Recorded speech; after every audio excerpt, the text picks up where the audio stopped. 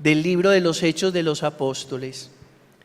En aquellos días un ángel del Señor habló a Felipe y le dijo: levántate y marcha hacia el sur por el camino de Jerusalén a Gaza, que está desierto.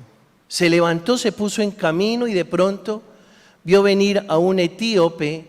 Era un eunuco, ministro de Candaces, reina de Etiopía e intendente del tesoro, que había ido a Jerusalén para adorar. Iba de vuelta sentado en su carroza leyendo al profeta Isaías. El Espíritu dijo a Felipe: acércate y pégate a la carroza. Felipe se acercó corriendo, le oyó leer el profeta Isaías y le preguntó: ¿entiendes lo que estás leyendo? Contestó: ¿y cómo voy a entenderlo si nadie me guía? E invitó a Felipe a subir a sentarse con él. El pasaje de la Escritura que estaba leyendo era este: como cordero fue llevado al matadero, como oveja muda ante el esquilador, así no abre su boca. En su humillación no se le hizo justicia. ¿Quién podrá contar su descendencia? Pues su vida ha sido arrancada de la tierra. El eunuco preguntó a Felipe: por favor, ¿de quién dice esto el profeta? ¿De él mismo o de otro? Felipe se puso a hablarle y tomando pie de este pasaje, le anunció la buena nueva de Jesús. Continuando el camino, llegaron a un sitio donde había agua y dijo el eunuco: mira, agua, ¿qué dificultad hay en que me bautice? Mandó parar la carroza, bajaron los dos al agua, Felipe y el eunuco, y lo bautizó. Cuando salieron del agua, el Espíritu del Señor arrebató a Felipe. El eunuco no volvió a verlo y siguió su camino lleno de alegría. Felipe se encontró en Azoto y fue anunciando la buena nueva en todos los poblados hasta que llegó a Cesarea. Y de esto pues vamos a decir varias cosas. La primera: el dignatario etíope va leyendo la Escritura como cualquiera de nosotros, pero necesita ayuda, guía para entender el sentido de lo que lee. O dicho de otra manera, necesita el servicio de aquel que sabe de lo que el eunuco aún no comprende. Ahora hablábamos de lo importante que es ser un servidor y no simplemente un funcionario. La mayoría de los funcionarios, en vez de facilitar, dificultan. Todos los servidores estamos llamados a ser facilitadores. ¿Qué es un sacerdote? Un sacerdote es un servidor del Evangelio. Y como servidor del Evangelio, es un facilitador. Entonces, ¿qué es un laico? Es un servidor del Evangelio. Y como servidor del Evangelio, lo que sabe se lo da a conocer a quien no lo sabe para convertirse en un facilitador. ¿Qué hace esta vez Felipe? Felipe se convierte en servidor del Evangelio, en facilitador, y le enseña a este funcionario real a comprender lo que éste venía leyendo en su carroza. Así que todos estamos llamados a servir al Evangelio, a facilitar el Evangelio, que por supuesto tenemos limitaciones para hacerlo. Yo esta semana no he estado bien de salud y tuve que cancelar, por ejemplo, las tareas del miércoles, las citas del miércoles. Pero más allá de las limitaciones que tenemos, pues no se nos puede olvidar que somos servidores para facilitar.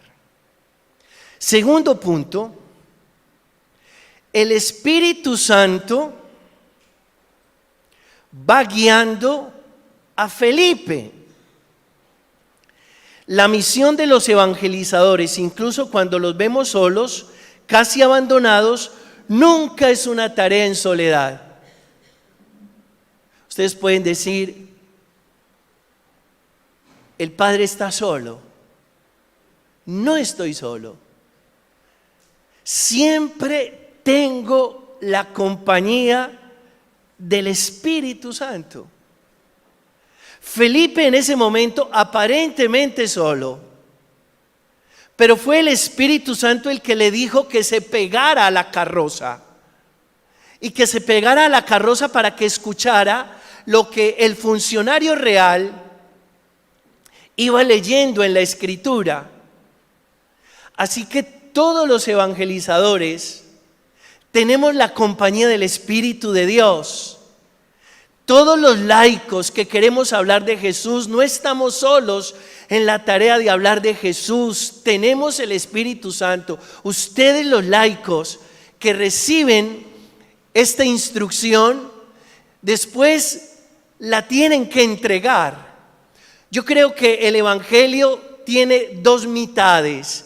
La primera mitad cuando uno lo recibe y la segunda mitad cuando uno lo entrega. Yo creo que el Evangelio llega a su cumplimiento, no cuando uno lo recibe, sino cuando uno lo entrega. Por eso todo lo que ustedes reciben aquí se quedaría en la mitad del camino si no lo entregan, si no hablan de esto, si no anuncian, y sin prepotencias, sin arrogancias, sin pretender darle cátedra a nadie, no. Con sencillez, con cariño, con paz, con un respeto por el otro, en libertad.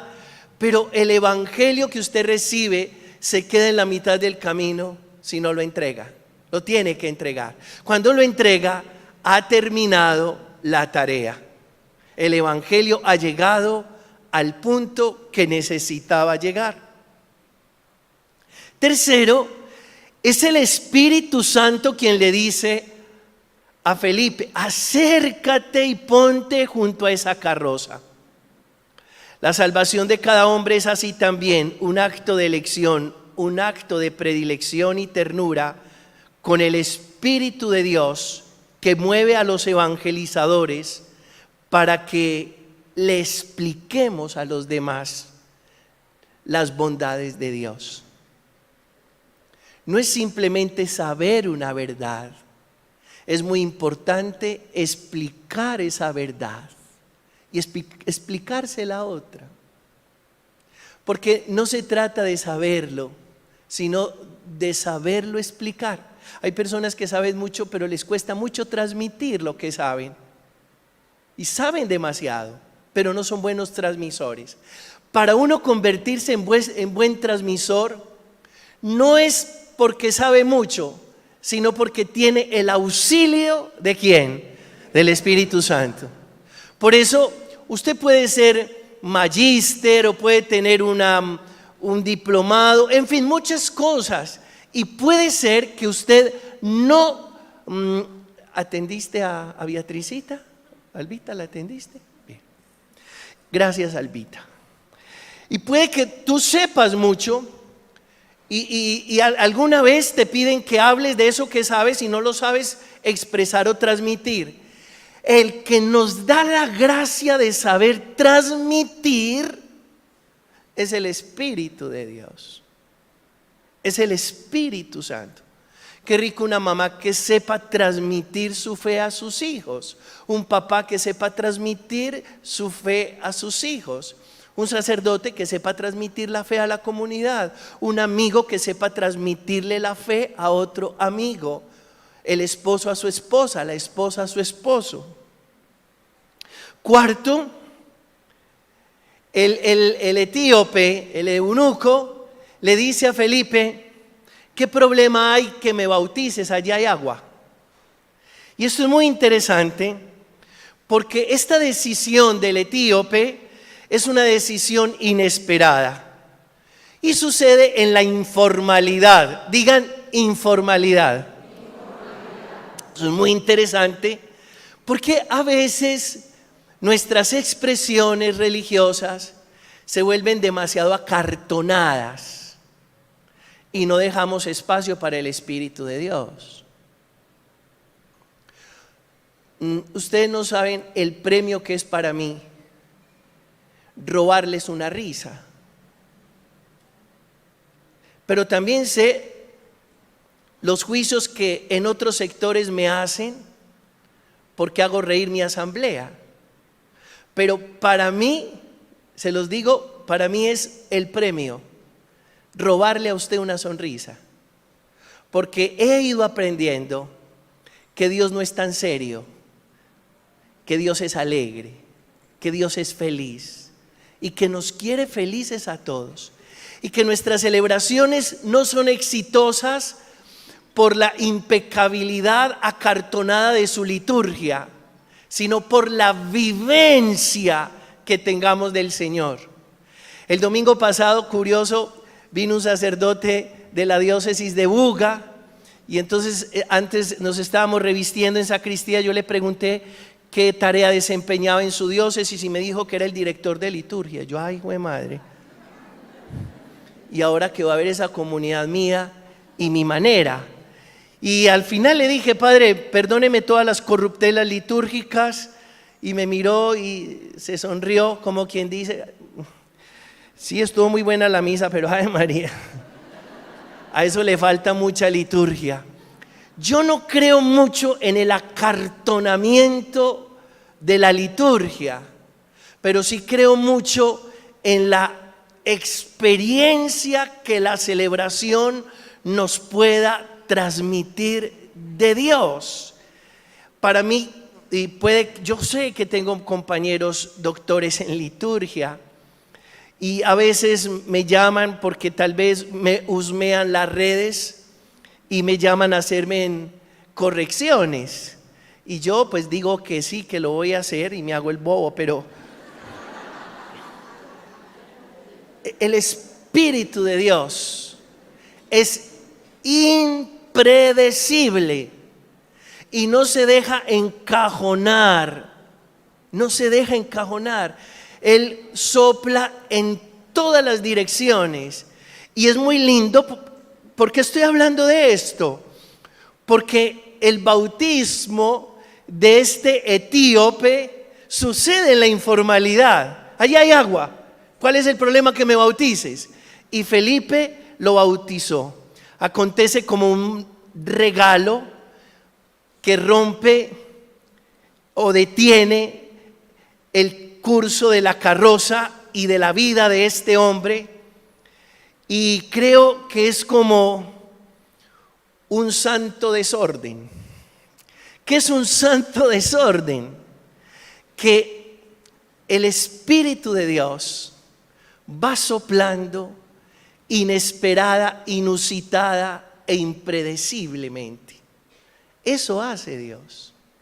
Él no tiene receta ni fórmula. Él está aconteciendo en cada ser humano de manera distinta. Por eso hay que respetar muchísimo la diversidad que produce el Espíritu. Y nosotros muchas veces creemos que unidad es uniformidad. No, una cosa es que estemos uniformados y otra cosa es que estemos unidos. Y tal vez muchas veces nos uniforman y al interior estamos fraccionados y divididos. No porque tengamos el mismo uniforme significa que estamos unidos. No podemos confundir lo de afuera con lo de adentro. Lo de afuera es el uniforme, lo de adentro es la unidad. Pero la unidad se construye desde la diversidad. Y por eso la diversidad, hasta hace muy poco, era una amenaza. Era una amenaza. Uno veía a una persona distinta y la veía así como con sospecha. Una persona sospechosa. Y hoy tan lindo que la conciencia humana nos ha enseñado en el devenir de la historia que la diversidad no es sospechosa, nada más enriquecedor que la diversidad. Y es en la diversidad donde nos ponemos de acuerdo y construimos juntos la unidad. Finalmente, Las normas rituales, hago pues la salvedad, son importantes en tanto que faciliten la experiencia y no en tanto distraigan o se conviertan en un absoluto.